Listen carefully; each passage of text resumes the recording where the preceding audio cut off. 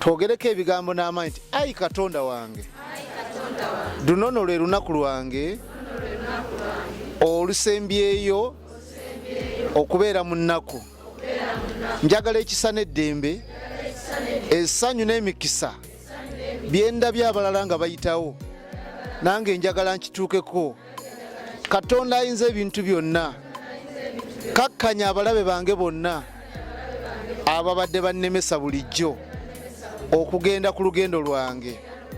Ayi Mukama, ayi Katonda wange, eggulu n'ensi leka bitekemu sitampu olunaku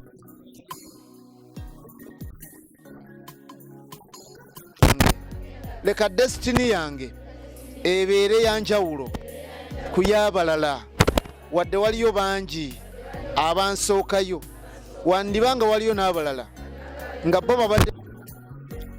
Nze sigenda kubonaabona, sigenda kulaba nnaku, sigenda kukaabirayo, naye ntandise na kusaba Katonda nkulembera mu lugendo lwange era nkomewo n'essanyu n'emirembe. Leka ekitiibwa n'essanyu bineetooloole, amaanyi go Katonda wange gabeere mu lugendo lwange. Leka ngende nkolereyo future yange, abaana bange, maama wange, taata wange n'omwami wange bonna leka babeere wamu nange. Katonda w'eggulu n'ensi eno yimirira mu lugendo lwange.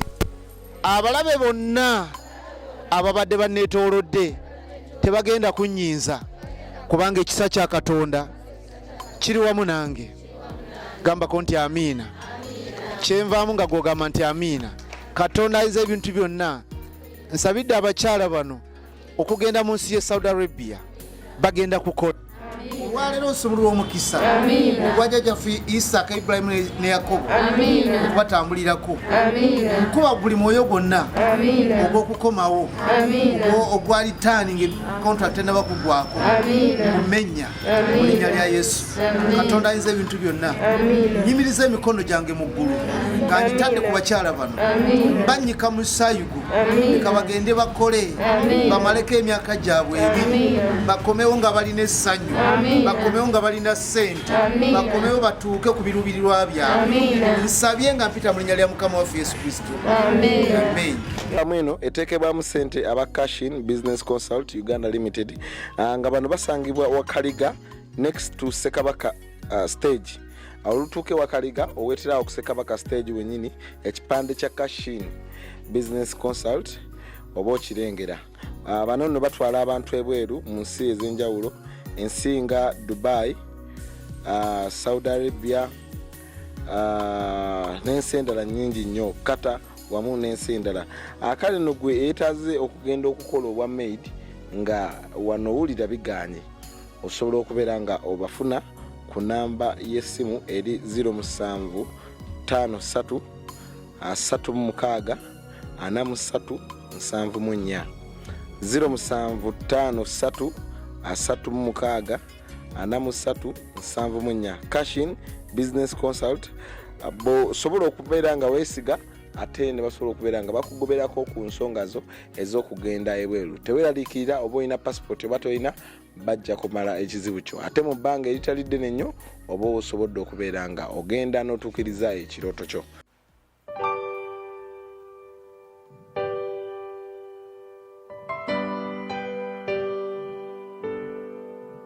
Sirina chendi bwemba sirinawe, ninga ekipapula ekitwalibwa empewo. Era bwemba sirinawe, ninga endiga etalina musumba. Neetaaga ggwe okusomoka ennyanja, mugana amayengo simalako. Era nindiridde nze ondage ekkubo ery'obulamu. Kyova olaba nnyimba nyimbira ggwe omutonzi, kubanga onkuuma n'ontasa kyakwetaaga lubeerera. era kanfuname kusinze olw'ebirungi byokola kuba kweremba bwe sikwebaza olw'ebirungi byokola nja kwebaza nyimuse emikono nkusinze fukamire ku mavivi Yesu webale nja kukwebaza nyimuse emikono nkutendereze fukamire ku mavivi Yesu webale Waka simu ya waita 2 to 3 weeks ojijana naye yewunye buli kyoyina essimu okitegeera so sikugenda lwaleero enkeera ogambe madamu bave ku wifi madamu bakole bwe bati nedda bannange tutegeeraganye essimu yo gikweke bw'otuuka bwoti musabe kuyiya kwennyini kwata ennamba ogiteeke na kapapula togijja mu ssimu owulira essimu giteeke kapapula mugambi madamu nsaba nkubira ku famire yange mbaganye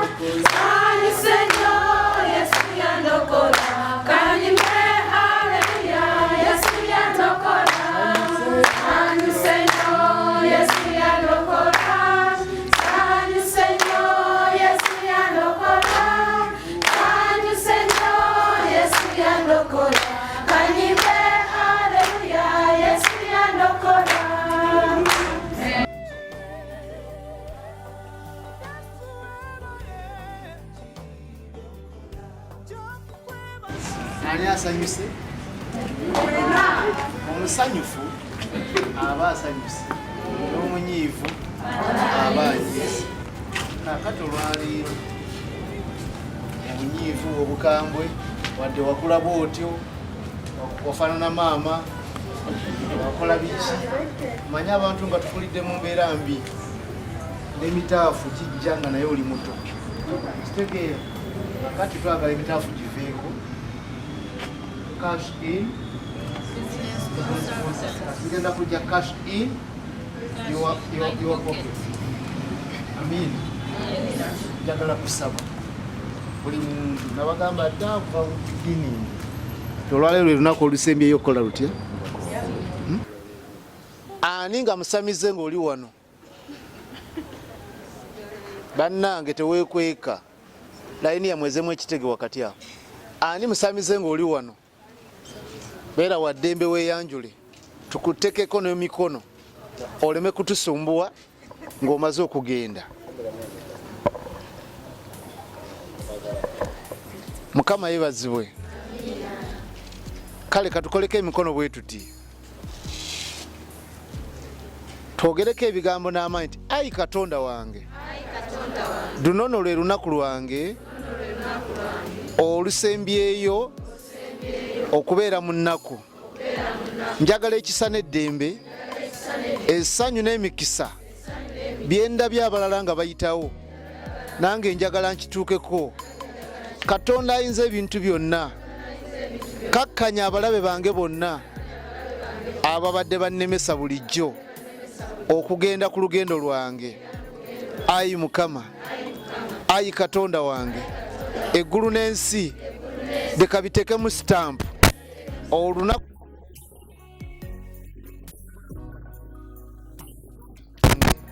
leka desitini yange ebeere yanjawulo ku y'abalala wadde waliyo bangi abansookayo wandibanga waliyo n'abalala nga bo babadde nze sigenda kubonaabona sigenda kulaba nnaku sigenda kukaabirayo naye ntandise na kusaba Katonda nkulembera mu lugendo lwange era nkomewo n'essanyu n'emirembe. Leka ekitiibwa n'essanyu binneetooloole. Amaanyi go Katonda wange gabeere mu lugendo lwange. Leka ngende nkolereyo future yange, abaana bange, maama wange, taata wange n'omwami wange bonna leka babeere wamu nange. Katonda w'eggulu n'ensi eno yimirira mu lugendo lwange. Abalabe bonna ababadde banneetoolodde tebagenda kunnyinza kubanga ekisa kya Katonda kiri wamu nange. Gambako nti amiina. Kyenvaamu nga gwogamba nti amiina. Katonda ayinza ebintu byonna. Nsabidde abakyala bano okugenda mu nsi y'e Saudi Arabia bagenda kukola. Olwaleero nsumulula omukisa ogwa jjajjaffe Isaaka, Ibrahimu ne Yakobo okubatambulirako. Nkuba buli mwoyo gwonna ogw'okukomawo ogwa returning contract enaba kugwako kumenya mu linnya lya Yesu. Katonda ayinza ebintu byonna. Nyimiriza emikono gyange mu ggulu nga ngitadde ku bakyala bano, mbanyika mu sayugo leka bagende bakole bamaleko emyaka gyabwe ebiri, bakomewo nga balina essanyu, bakomewo nga balina ssente, bakomewo batuuke ku biruubirirwa byabwe. Nsabye nga mpita mu linnya lya Mukama waffe Yesu Kristo. Amen.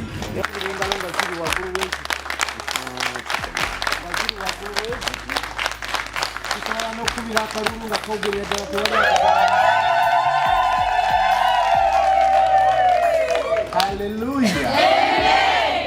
Atuwanike emikono gye gamba mu linnya lya Yesu. Kutula amayembe, kutula eddogo, okwoza ebika, amajiini, ebitambo, ebikoligo, kapimpini, emyoyo gyonna egy'okudda emabega egy'abajja bange ngimenyamenya, ekiteeka ku ttaka tekigenda kumpangula. Leka ngende ndaba essanyu mu lugendo lwange. Ebibadde byankwata bulijjo fayenzenemu obukiisa. Leka ekisa kya Katonda kimpanguze. In Jesus' name. Amen.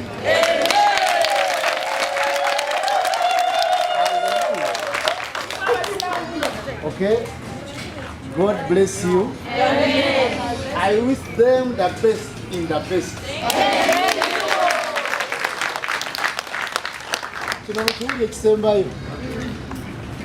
Mu lugendo lwammwe lutegekedde ebbanga eddene tubadde twalutandika na Mukama mpaka tulina duwunzika na Katonda. Ne bw'onoogenda mu nnyumba nga wadde erimu ebizibu bingi igwe togenda kubiraba. Ne bw'onoogenda mu nnyumba ng'erimu ebiteega kutaddeko omukono gwa Mukama gwe ebiteega bigenda kukutya. Katonda agenda kubeera omusaale gy'oli. Omukono gwa Katonda gugenda kukwetooloola.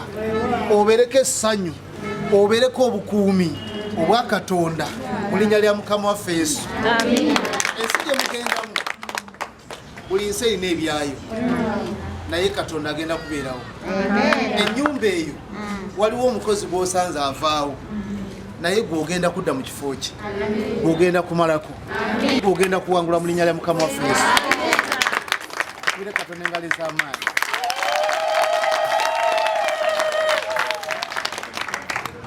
Ayina embabazi mase.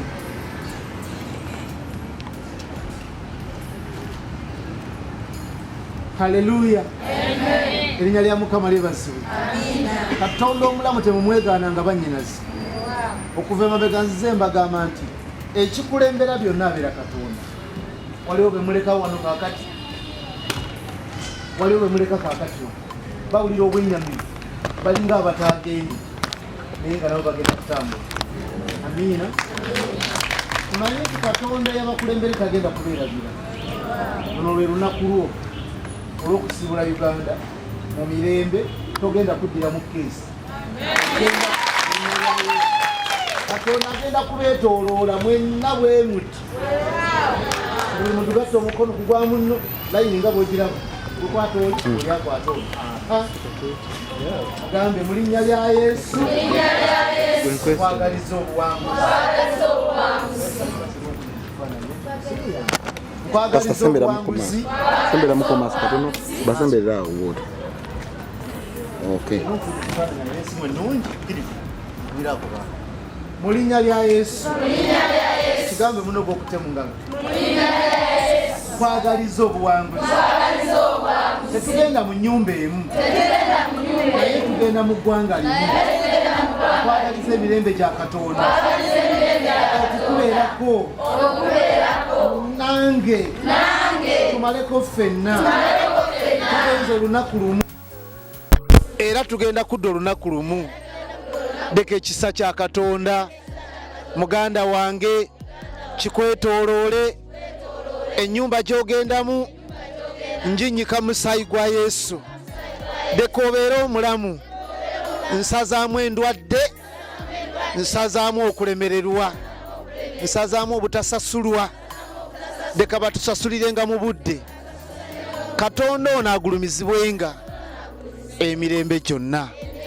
Weebale Katonda omulungi mu linnya erya Yesu. Mukwateko omukono mukoleko bwoti.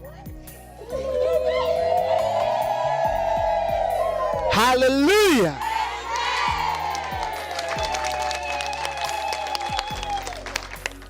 Kale njagala tukoleyo saako buli muntu nkukwateko mu ngalo. Kwagaliza ekisa kya Katonda. Kwagaliza okuwangula. Kwagaliza okuwangula. Katonda nayinza ebintu byonna akuwa essanyu. Wadde obadde oyita mu mbeera enzibu naye omukono gwa Mukama gugenda kwetooloola.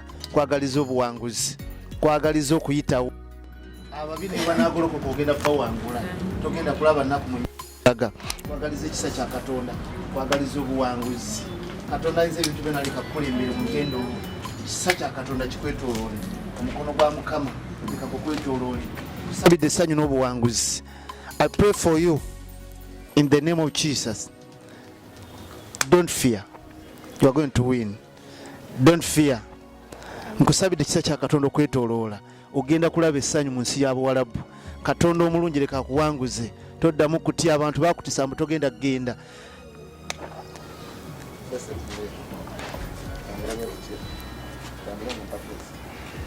Okay? Mukama agenda kuwanguza. Ekisa kya Katonda kigenda kwetooloola.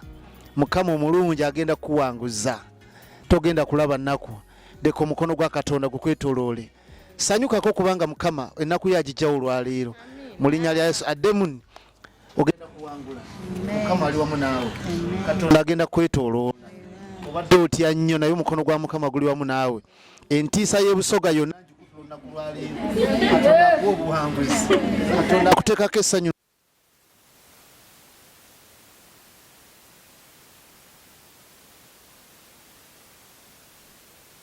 Genda kulaba essanyu n'emirembe. Ekisa kya Katonda kikubeerereko ddala emirembe gyonna.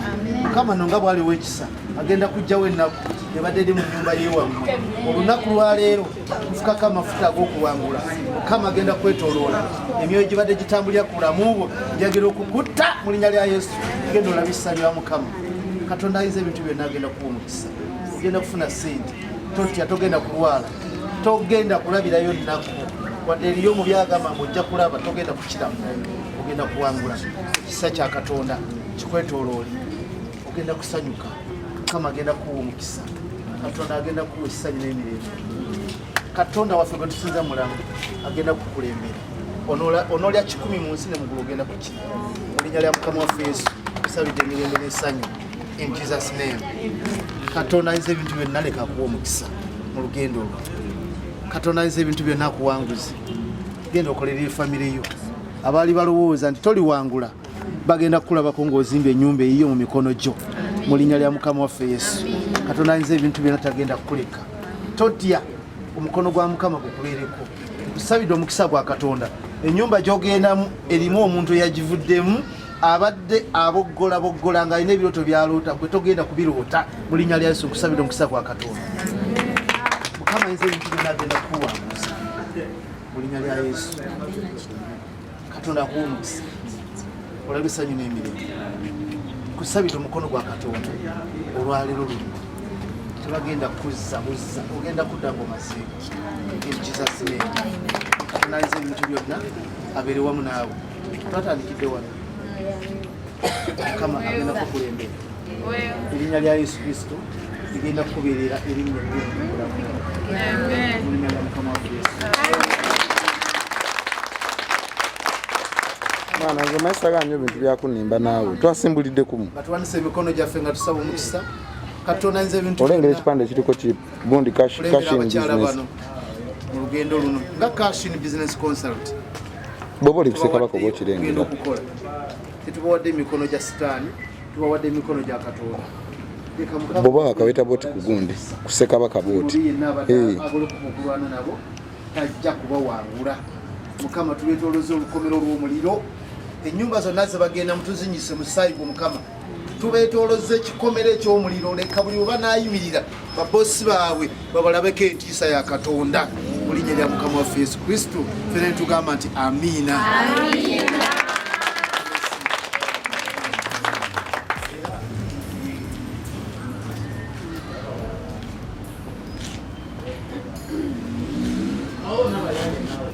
Okay, abatulaba ku Happy King Uganda mbaniriza nnyo yonna gye musinzidde okubeera nga mutulaba. Ebbanga ddene nzize nga njogera ku Cashin Business Consult esangibwa wano ku Ssekabaka Road.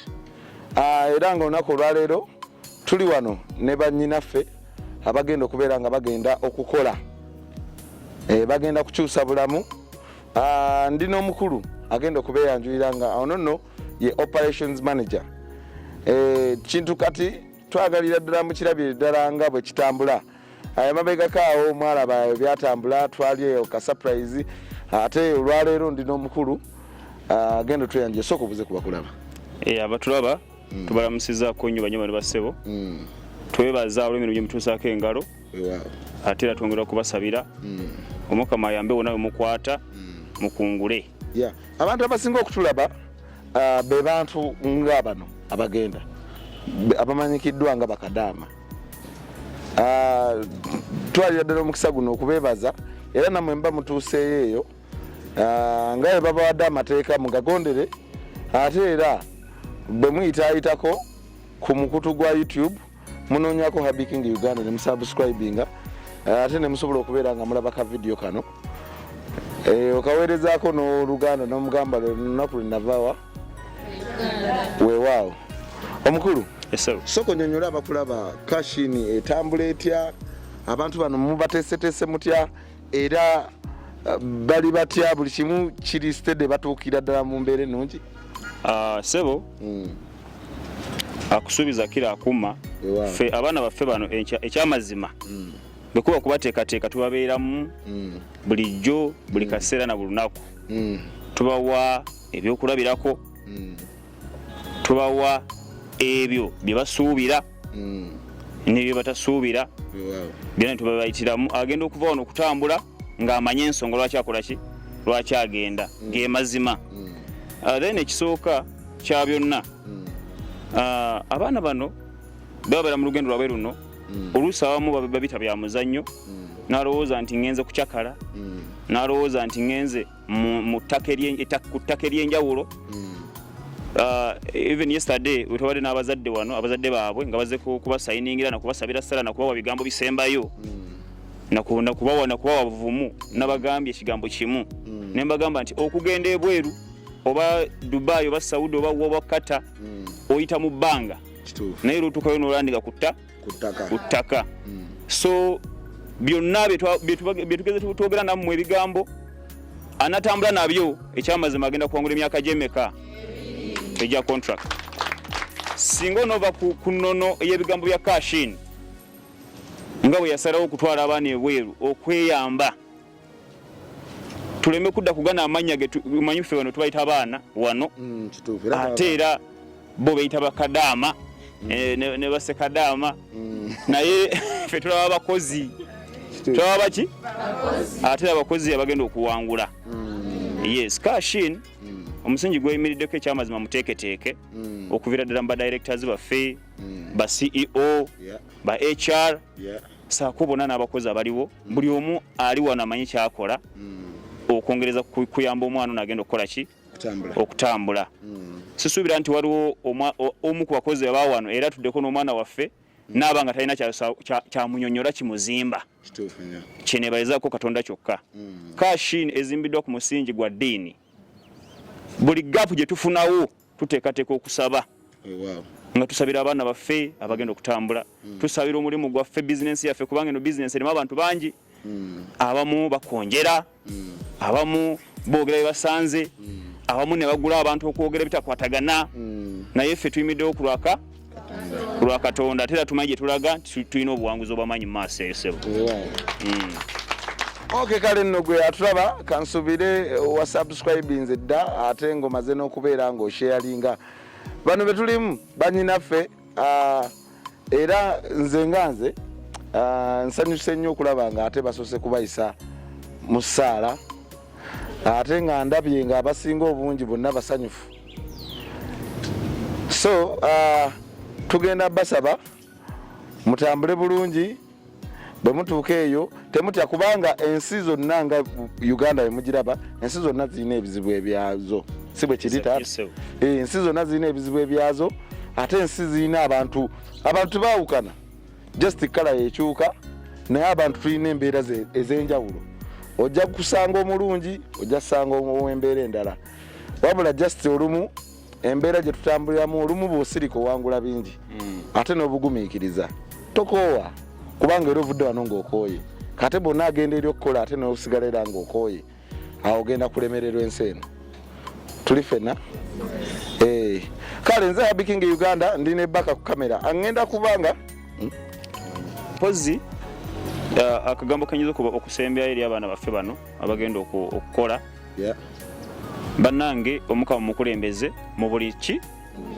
mu buli mbeera bw'otuuka mu maka wa boosi wo tova ku ddiini yo tova ku Katonda togamba nti Katonda ninnya ennyonyi ate onjagaza kisigala Uganda tumanyira nedda omukama agenda naye kumakyango natandika mirimu gyo sooka kusabako akadde kunaku ofuna okamuwe asobole okumazaako emyaka ebiri kubanga ogenze weka toyinaako yadde akuweekedde nti yadde wa Luganda mbagamba bulijjo nti essimu bazikkiriza naye essimu egenda kubeera Luganda lwo paka emyaka emeka naye egenda kubeera etya mu Uganda wo oba owa kikaakyo nga tumanyi nagikozesa enkozesa yaayo nayo nkulu ematalinga ebigambo bino biwulidde bingi essimu gikozese mu kaseera akayo akatuufu tukuba twagala tubeere nga tukuwuliza ne muzaddewo nga kola ki nga akuwuliza bannaayi tuleme kutuuka eyo gizikozesa be ne bazitujjako ate ne wabawo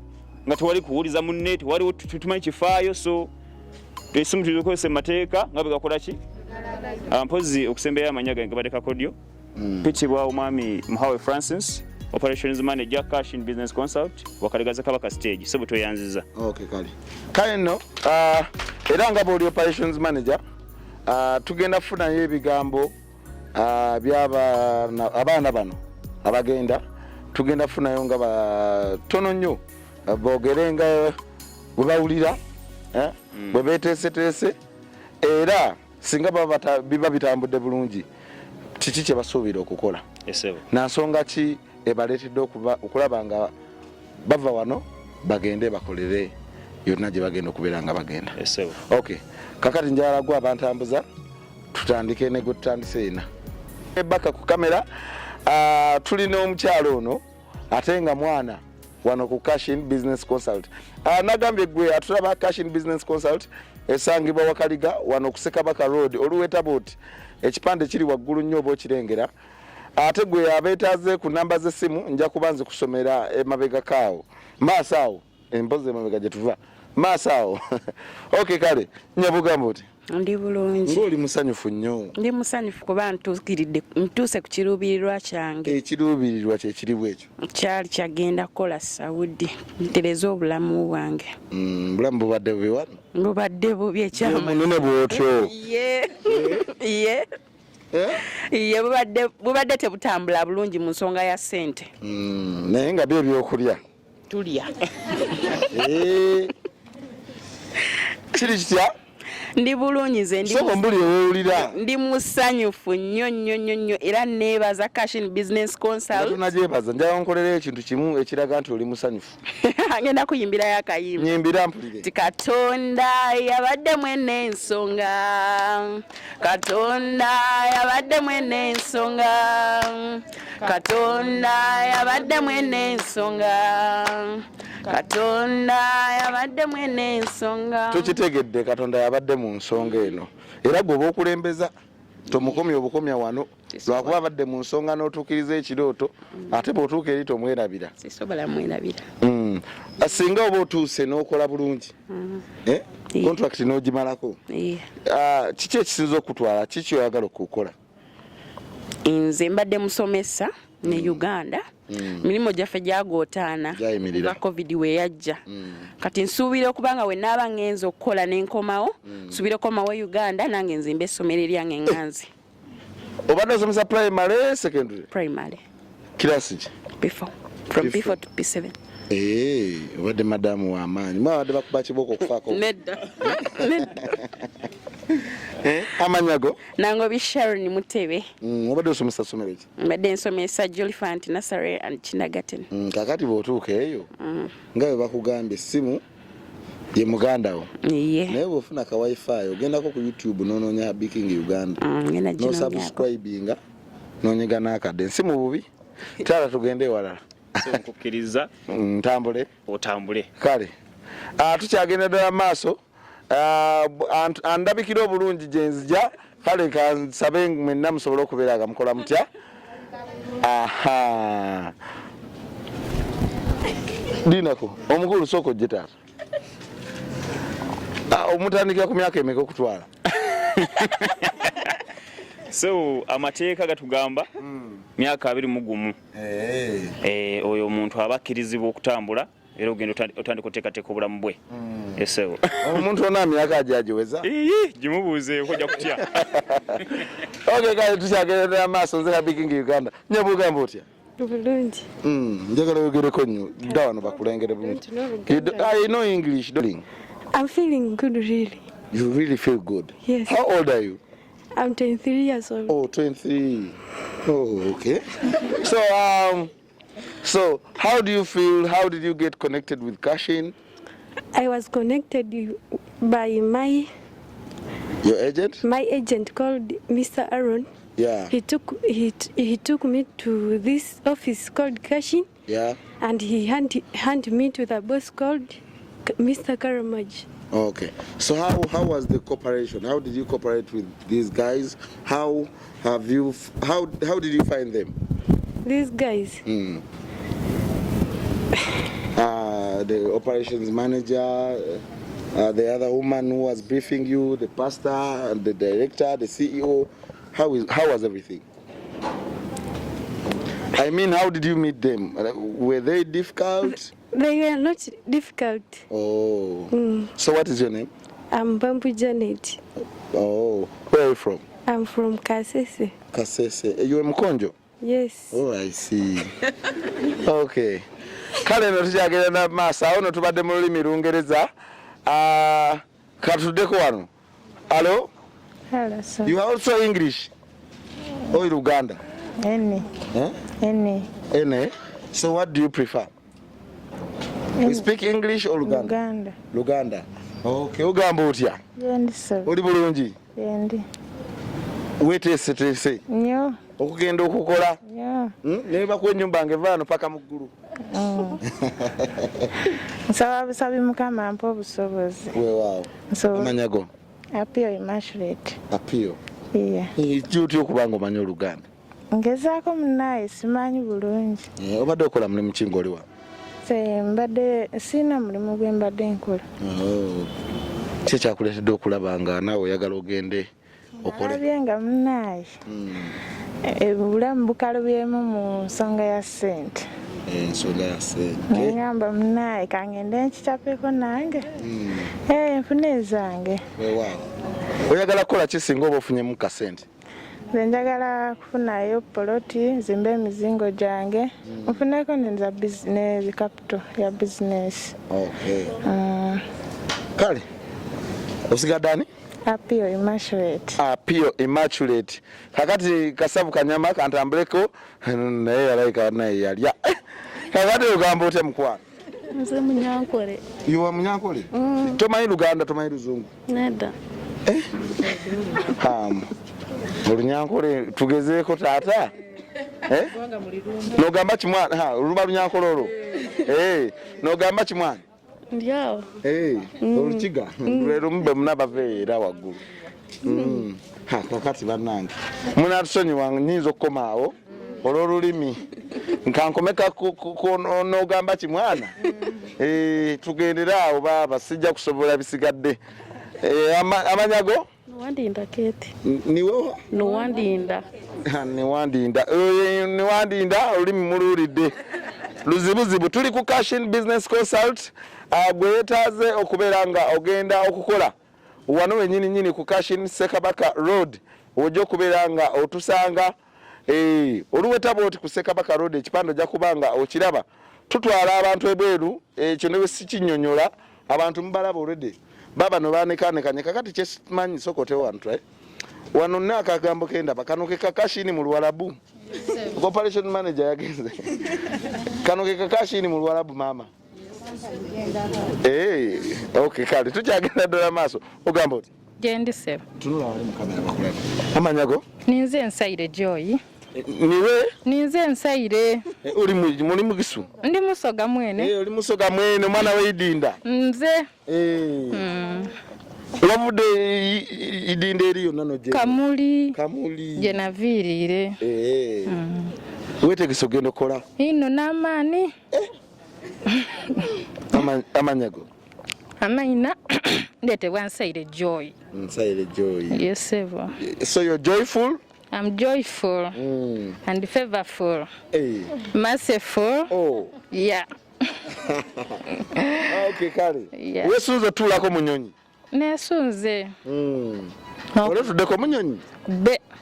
Soko abasoga manyo kuba akalulu njagala okuba akalulu ka Cashin ekiraga nti oli musanyufu Cashin kyekkoledde Cashin ekutuuza etya munyonyi gwo omwana omusoga omwene mwana weidinde omwana we Kamuli jikubire wa kalulu jikubira akalulu Cashin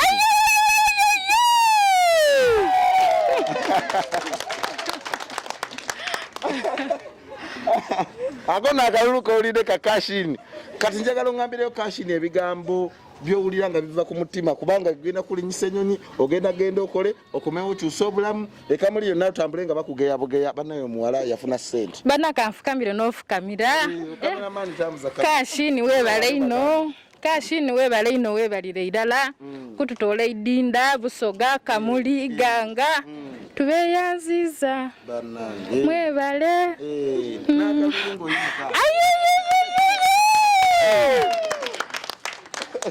nze abikingi Uganda tukyagendera maaso awaliwo omukyala wano ogenda obudde ayogeza amaanyi ga kika kya waggulu nnyo naye mutuuseeko njagala naye mubalala obudde ndaba buli omu ng'asaba naye nga buli ye bwe bamutuukako amaanyi ayogeza ga njawulo simanyi kiki mamugamba otya Ndi bulungi se wibale kuhana mwalabu agenda gamba ndetidde kiki kino ana tajja kutyamu kuba afunye omuntu omutuufu afunye kanyama omutuufu naye era ndowooza endabikayo bali abantu nabo ndowooza mayinze kale simanyi naye okirabika ndowooza endabikayo gye emirimu gye bakuwa byonna nja gisobola nekkiririzaamu ogamba otya ndi bulungi se amanyago amanya gange nze Nantongo Sarah omuzukulu wa Mugema omwenyini olinga nze kennyini bannaye nsanyusa okulaba mwenyinaze weewaawo eyo no subscribe yesebo kyandyoka obeere ng'okirabirako wali kale sebo naye ate tutuukira ku ssimu batubuulirire genda ogenze kukola essimu emyezi 3 nga sigikwatako osobola nomala omwaka nakyo kisoboka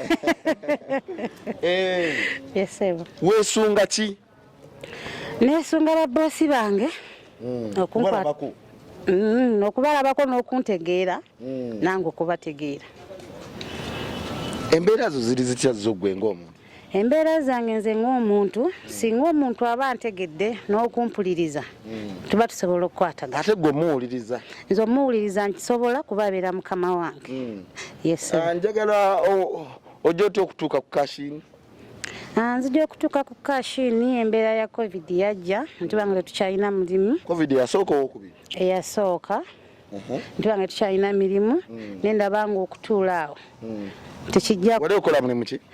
Nali ntunda ngatto yesebo. Ng'otundira saidi z'ekibuye. Yesebo. Nga tejjootya wano? Nzija wano yali anko wa mukwano gwange yeyandeta oluvannyuma lw'okufuna passport nga sinnafuna kampani. Nankakasa nti eno kampani nnungi etambuza era egoberera omwana yenna nabeera nga emubudaabuda. Ogisanze otya yo? Ebigambo mayi bikugambibwa nga bakuleeta naye bw'otuuka mu bantu ate ofuna ekifaananyi ekyenjawulo. Go basanze otya bakashini? Mbasanze nga bantu bakakamu kuba ebiseera ebisinga ebimuka kituufu tebitambula bulungi naffe tutuuka ne zivaako n'obalumba bubi nnyo olw'okuba ebbanga lyo badde oyagala siri ofunye. Naye kyemmanyi bantu bakakamu kuba nali mbalumbyeko neebaza omwambi Brian Alex yanzikakkanya naŋŋamba Sarah ojja tutuuka ku kituufu. Alex ono wali omukwano gwange wano Alex? Simumanyi oba mukwano gwe. Brian Alex, waliwo Alex? Alex baliwo babiri. Alex oyo mumanyi? Kuba ye mwami gwe natuukirako nga ndi mukambwe nampita nanzikakkanya weewaawo nakkakana era ndi musanyufu. Kati oli otya ng'otuuse ekiseera si ekino kyewali ogenderamu naye ate otuuse ogenda? Ntuuse ngenda. Owulira otya? Mpulira essanyu lingi nnyo ddala. Ogenda kutuula mu nnyonyi? Ngenda kutuula mu nnyonyi omulundi gwange ogenda okusooka. Agenda okukulabisa? Agenda okundabisa ajja kwesiima kuba tutte omuntu mwennyini omutuufu asaana okukola ewaka. Ogenda tuula ku ddinisa awa? Simanyi oba n'abantu naye banaakuteera naye nga weesunga ddinisa? Neesunga ddinisa kubire ne batabani bange mbakubire ku bbaali. Toyisaamu omukono. Amanyi ogambye gwana? Amanyi asigadde nze Nantongo Sarah. Nantongo Sarah. Kale oyo nno mumuwulidde oba kati nzireko maama nga weeraliikiridde? Nedda. Otidde ennyonyi? Siri muti. Sitidde. Totidde? Yeah. Gwana? Kawo Goreti. Kawo Goreti? Goreti. Ova wa? Nve Kasese. Noli omukonjo? Yeah. Kulaba wamma. Wavudde Kasese n'ojja ku Kashini? Yeah. Kasese wala ojja otya okumanya Kashini? Naye obwavo nali ndina mukwano gwange yayitira mu kampuni ya Kashini namba advice ogamba nawe nyavo itira mu Kashini ogenda okole naye okutula waka nga atolina ka business kokola si kirungi ate okubaawo nafunawo agent eyo yali ayetaga baana okutwala kwebweru nandeeta nantwala wa Mr. Karamaji ye agent wange wano ku ofisi nenkola passport ate ekiseera kituuse kyokutambula ndi musanyu. Owulira otya? Ndi bulungi ndi musanyu. Ngulira n'engeri gy'ossaamu oli musanyu. Obadde oli mufumbo? Siri mufumbo. Obadde tolina mwami? Ndina abaana naye siri mufumbo. Olina abaana bameka? Abaana 3. Ye. Owa. Abaana basiibule? Abaana basiibudde. Basiibudde mu Luganda oba mu Lukonjo? Mu Lukonjo. Basiibule mu Lukonjo? Mu Lukonjo. Ani abaana bange mpagaliza emirembe kasita bengenze kukolerera ngolera obulamu bwange nange mberewo. Taata olwo Lukonjo? Basiibule mu Lukonjo. Bagambe mu Lukonjo. N'abakulaba bennyini abamanyi Olukonjo bajja kutegeera. Abaana bayi nga basunzira obuholo eka anguli babyaindeke kusangwa nga yakola nga yabakolerera nga byangasa anguli balangire kyaleke ngaenda even endeke buli kintu kine clear. Yeah. Olaba nange wendumanya era ntegedde kasampulidde ka clear nentegeera kati abamaliriza. Osuubira bakolera ki singa oba ofunye sente? Singa nfunye sente nsuubira kubasasulira fees nengula ikaplot kasita sawa zino nabaleseyo mu rent. Ndina kugula poloti nsimbewo ennyumba mbasasulire fees era nendala nkoleka business. Mukama akulembere ng'ogenda. Amina. Okay kale. Kale nali ka bikingi ndoza mbuza abantu nga 2 3 ate tubeere nga tuwunzika abantu baffe bano. Naye nga tubaagaliza bisima byerere. Omukyala wano gwe nalabye ng'akaaba. Omukyala oyo gwe ngendo sembe. Maama ogamba oti? Sigamba. Tuno ali mu kamera bakulabe. Amanyago. Amanyaga ngenze Nanangwa Hadija. Nenga. Wait mbiri very free. Amanyaga ngenze Nanangwa Hadija. Nanangwa Hadija. Yes sir. Wavudewa. Iganga. Iganga na oli musoga? Ye. Mwene. Ye. Sokola muse kubasoga abakulaba. Abasoga abambona mbalamwisa mbendeza olugendo olulungi mbendeza n'okukola obulungi n'okugondolera ababosi baimwe mube baikeikamu nze Nanangwa Hadija nze mbalamwisaako. Kale obadde olinayo abaana? Iye. Obadde mukyala mufumbo? Iye ssebo. Mwami omulese otya? Nze wamudduseeko obudusi? Iye. Akulabidde wano najja kulaba oli munyonyi bagenze. Iye. Kiki ekikuleetedde okulekawo obufumbo bona abaana bo nogaako ogenda okole? Mbeera ya covid yatuyisa bubi. N'omwami nga kwali? N'omwami nga kwali naye musomesa. Nengamba kansooke muddukeko nja kukomawo. Onaamunnyonnyola? Namunnyonnyola. Abaami tulabye. Kati omulekedde ani ye? Yamanyi.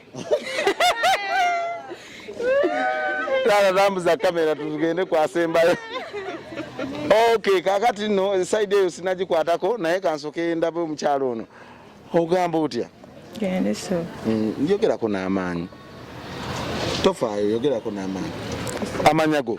Namuga Jessica. Nakulabyeko awo nga basaba essaala ng'ate gwe amaziga gakuyitamu. Sanyu. Dodori. Yono nabwe nzina. Yono. Enono yakabye nze namulabi. Mwagala kunnemesa. Kale mukakaneze nkole. Wamagwe yakabye nze nakulabye. Sanyu kiki? Sanyu sebo kubamba dese kisobera. Naye nga amate wakabye. Maziga tekakuyisemu. Agenze okulanga pastor byasaba byonna amina. Kati bantu badde bakayana abaana bano. Mujja mwe mutokanya babosi bamwe. Okay, kakati kiki ekikuleetedde okwagala okugenda? Ekisinga okwagala kyensinza okwagala okugenda Saudi. Kukyusa ku mbeera. Mbeera ebadde nzibu nnyo. Esebo. Soko mbulye ku mbeera bwebadde. Embeera ebadde nzibu sebo ngera bwe nkunyonyodde. Baana olinayo? Abaana nina. Bameka? Basatu. Embeera ebadde ebayinze. Naye weebaze Kashini omulimu gwekoze ogw'ettendo okulaba ng'ogenda. Weebaza.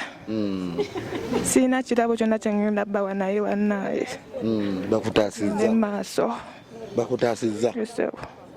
Amanyi osigadde ani? Nga Jessica Namuga. Mbulire singa oba kubanga eno gy'ogenda ogenda kukola ogenda kubeera mumalirivu ekyo kyo nkiraba nkikulabamu.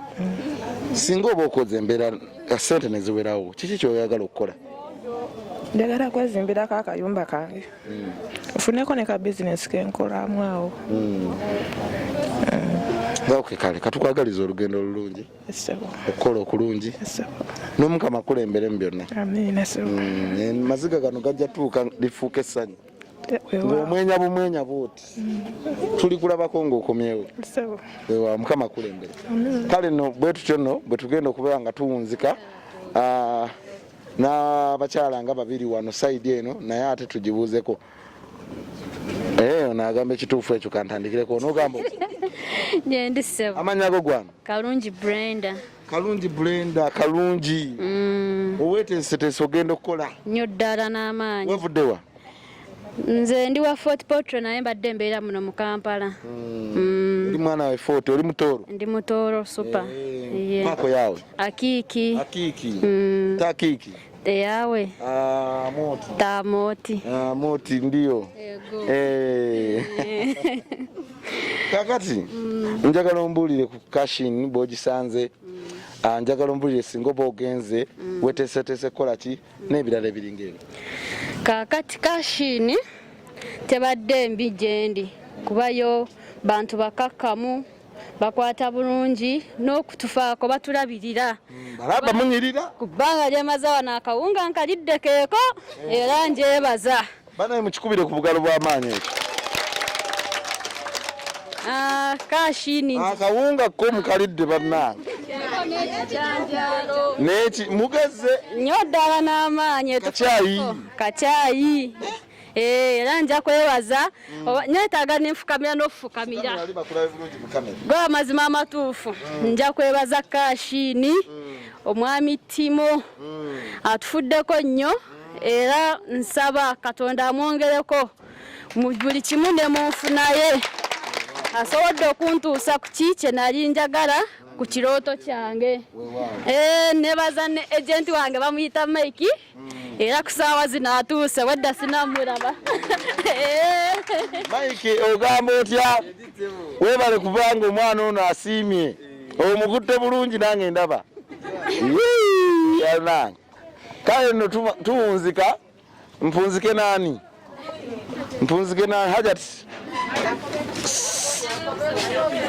akobe Lusoga Mariam mwene ogamba otya tewali sebo ogamba otya lwaki buli omwe ngamba Mariam oyo kiri kitya baboneka banenda bwino oba senga ogamba otya ndi bulungi sebo kwasaganya ensonga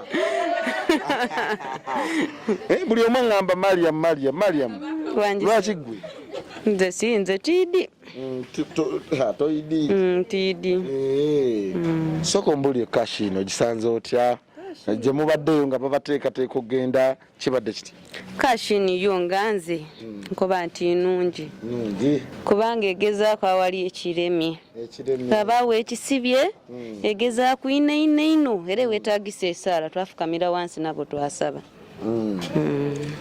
treatment ebadde etya bwe mubadde awo nga babateekateeka okugenda treatment tebaire mbi kuba buli kintu kitambwire bulungi buli yekyetaagisa emala omwana aniina enoni kyona kibaire bulungi owulira otya nga ogenda linnya ennyonyi tisobola nakwogera wabula ojja kundeetera okulira katukireke okulira oba kwe kutya okwo okukaaba ate kati okukaaba olwakuganye